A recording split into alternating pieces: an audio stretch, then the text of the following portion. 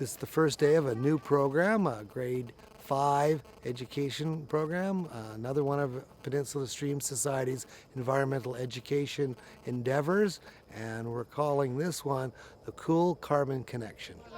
Let's go then!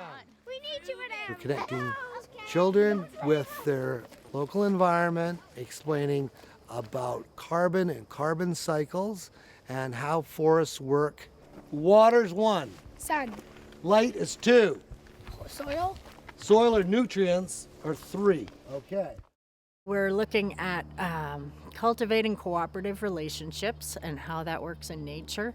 We're looking at the water cycle again, and also the carbon cycle and what those cycles have to do with each other and why cycles are important in nature. Do it with me here. This is the water cycle. It's going to evaporate. It's going to condensation, and it's going to precipitation. One more time. And we're also looking at how nature uses readily available materials and energy and life-friendly chemistry to make all living things on the planet. Can you see a water molecule? No. Molecules are so tiny. There's tons of molecules in water. Okay? We believe that connecting children with their local environment is important. If they know something, they'll love it. If they'll love it, they'll help save it, as well as giving them an opportunity to learn some concepts outside of the classroom in nature that will help them grapple with some of the bigger problems with climate change and other things that are happening around them. I like that when we learned about when they cut them down, a new tree grows out of it. When there's too much CO2 in the air, the temperature rises and that causes global warming. Come on. Teachers teach 10 lessons a day every day.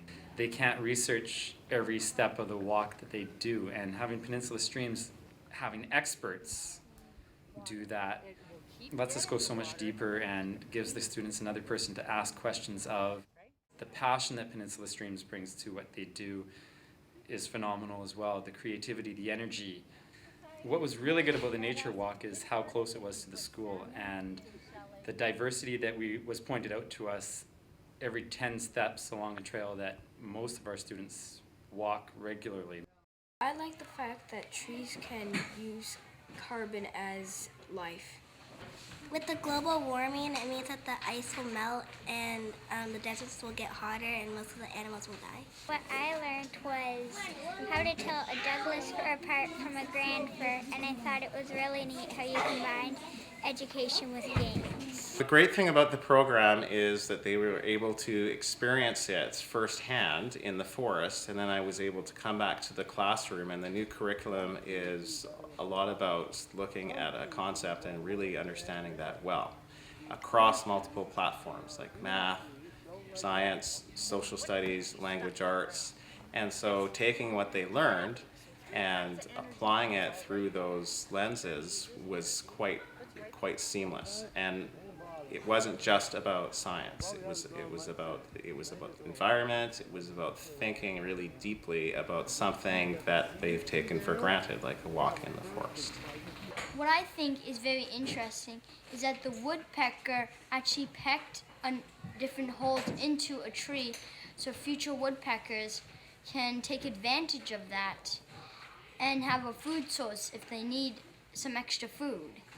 I like the carbon cycle and how I learned it came from the atmosphere and then it goes to the plants, which releases the oxygen so the animals can breathe in the oxygen.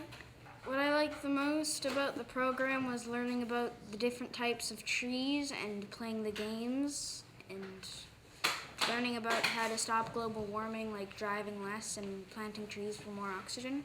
You tell me how they change. Okay, let's go.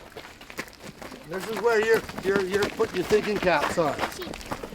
It's more that we want to create a good sense of citizenship, and then also give them a little bit of a sense of how the human industrial systems work too, so that hopefully growing up they might be able to better make decisions about how to help the natural and industrial systems work together.